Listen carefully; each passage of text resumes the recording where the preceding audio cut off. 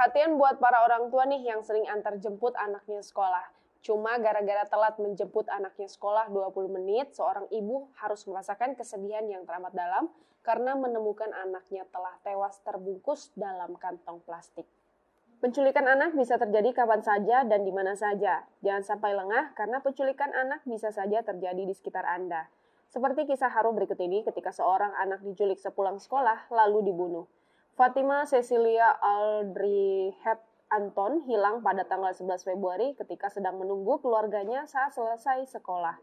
Seorang perempuan tak dikenal membawanya. Akhir pekan lalu, beberapa hari sesudah ia menghilang, jenazahnya ditemukan dengan bekas-bekas penyiksaan terbungkus di dalam kantong plastik. Umur Fatima 7 tahun. Juru bicara Kejaksaan Mexico City, Ulises Lara, memastikan identitas jenazah kecil itu sesudah dilakukan pemeriksaan genetik.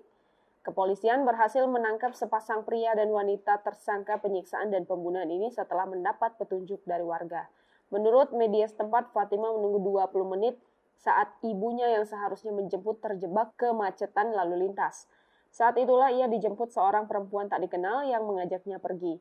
Keluarga kemudian melaporkan ke polisi tetapi pencarian baru bisa dilakukan apabila kehilangan sudah mencapai 24 jam. Sesudah itu, beberapa hari keluarga, kepolisian, dan warga sekitar mencari Fatima. Sampai pada 15 Februari, warga di Tulyehualco, di sebelah selatan Mexico City menemukan jenazah gadis kecil terbungkus kantong plastik sampah. Sesudah diadakan pemeriksaan genetik, dipastikan bahwa itu adalah jenazah Fatima. Tragedi yang menimpa terhadap Fatima dimulai ketika ia menunggu keluarganya untuk menjemputnya di luar sekolah, ketika seorang perempuan mendekatinya. Perempuan itu lalu menggandeng tangannya dan mereka berdua jalan.